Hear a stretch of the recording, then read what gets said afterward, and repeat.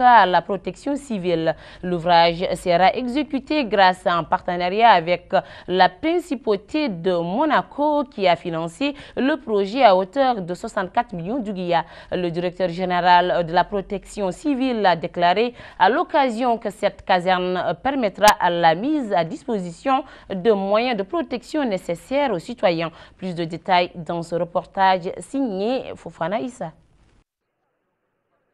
Dans le cadre des grandes mutations ayant pour objectif d'étoffer les capacités des structures érigées en faveur de la chose publique, la protection civile, qui constitue l'une d'elles, a accru ces derniers temps ses capacités professionnelles ainsi que la modernisation de ses moyens d'intervention, tant sur le plan humain qu'au niveau de ses infrastructures.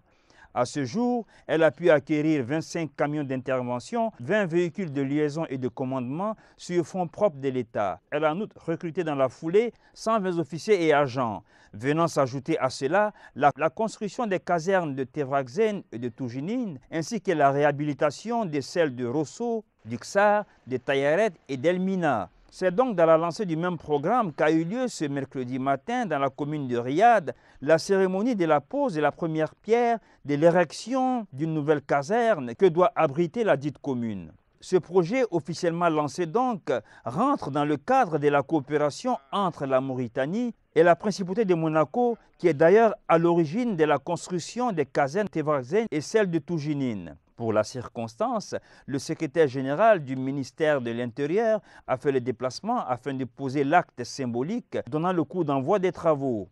Était aussi présent le maire de la commune, venu rejoindre sur le site le directeur général de la protection civile, le colonel de gendarmerie Ahmed Ould Eleyouta et tout son staff de commandement, ainsi qu'un détachement de ce corps militaro-civil de protection rassemblé là pour l'occasion. Le secrétaire général est passé en revue la compagnie, venu lui rendre les honneurs avant d'être édifié par un des ingénieurs de l'ouvrage sur le processus technique et architectural de son élaboration.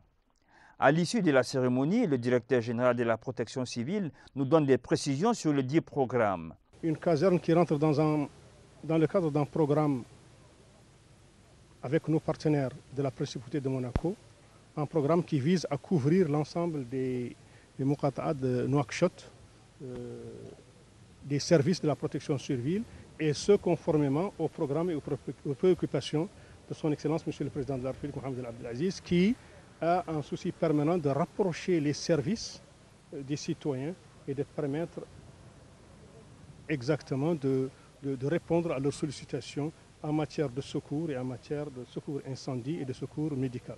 Il soutient en outre que ce programme a pour vocation de s'étaler. C'est un programme que nous avons avec nos partenaires et qui vise effectivement à, dans un avenir proche, à couvrir les autres Muqata'a non encore couvertes par la construction, par la réalisation d'infrastructures telles que celle-ci pour rapprocher les services de la protection civile des citoyens.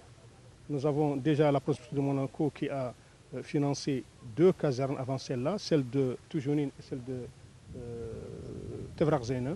Celle-là est la 3e et nous comptons avancer dans ce programme pour répondre aux besoins des populations en matière de sécurisation de leurs biens et de leur sécurité personnelle. Le consul honoraire de la Principauté monégasque, quant à lui, nous fait l'historique de ce partenariat et nous situe sur le processus en cours. Et cette coopération date de 1996, nous sommes à la 20e année.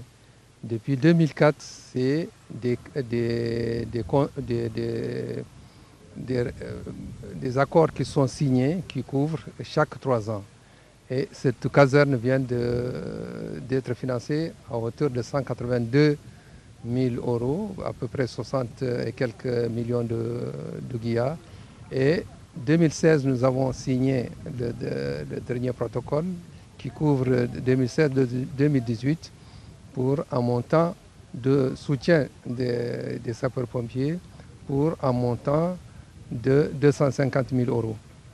Et cet effort, nous le souhaitons en tout cas continu pour satisfaire les besoins de la protection civile. Notons que l'ouvrage est prévu pour être livré en principe dans les 6 mois, soit en septembre de l'année en cours.